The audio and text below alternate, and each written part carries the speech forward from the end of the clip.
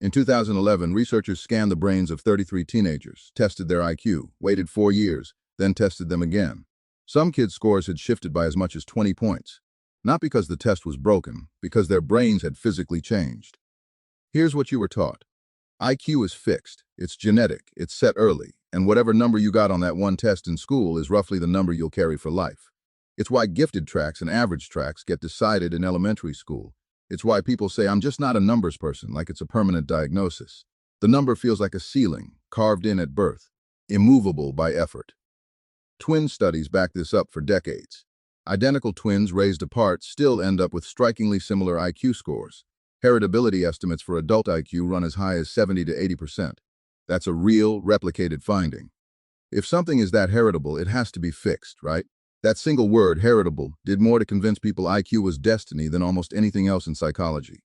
But heritability doesn't mean what most people think it means. And in 2011, a Nature study made that gap impossible to ignore.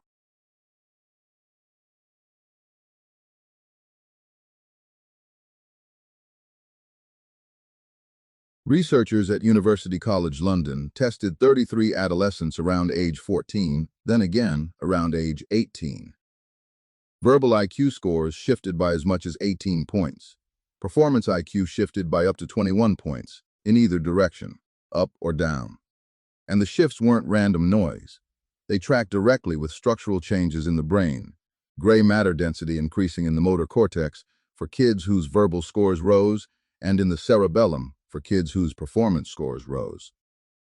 Heritability is a population statistic, not a life sentence. It tells you how much of the variation between people in a population comes from genes, under the environmental conditions that population actually experienced. It says nothing about whether the environment itself could shift the whole population's scores. Height is highly heritable too, and the average height of entire nations has grown by inches over the last century, purely from nutrition. High heritability and large environmentally driven change are not contradictions. They coexist constantly.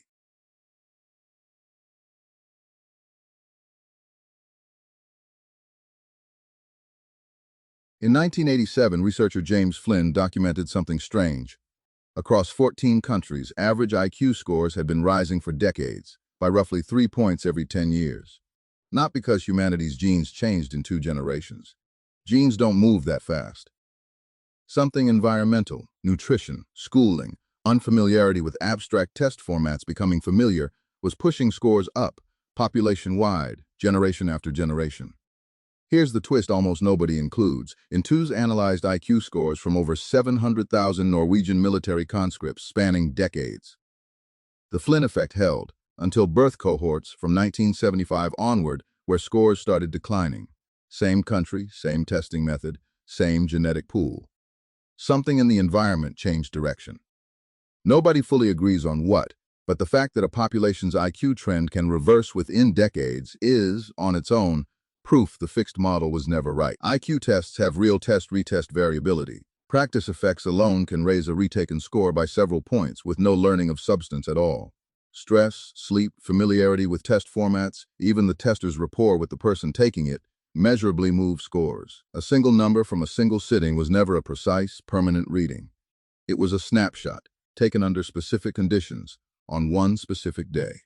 So what's actually going on?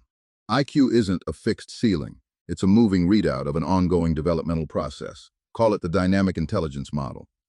Scores reflect the current state of neural development, shaped continuously by education, environment, health, and practice, layered on top of a genetic baseline that sets tendencies, not destinies.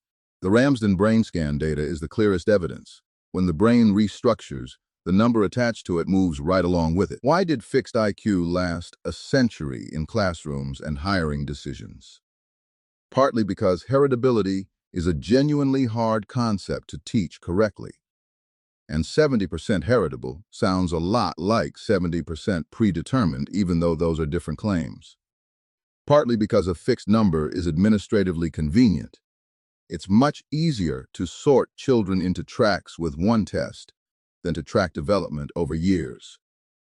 And partly because nobody wants to publicly revisit decisions, school placements, hiring calls, made on the assumption that the number was permanent. If IQ is a moving readout, not a ceiling, the question, how smart am I, is the wrong question. The better one is, what's currently shaping this number? And is it something I can change? Sleep, nutrition, chronic stress, and yes, sustained deliberate practice all show measurable relationships with cognitive test performance. None of that means anyone can become a genius by trying hard for a weekend. It means the ceiling everyone assumed was concrete turns out to be closer to weather, genuinely influenced by conditions, not fixed at birth. 5 things the textbook got wrong. IQ isn't set for life. Individual scores can shift by 20 points. High heritability doesn't mean unchangeable. It's a population statistic, not a personal ceiling. The Flynn effect shows generation-wide scores rising for decades from environment alone.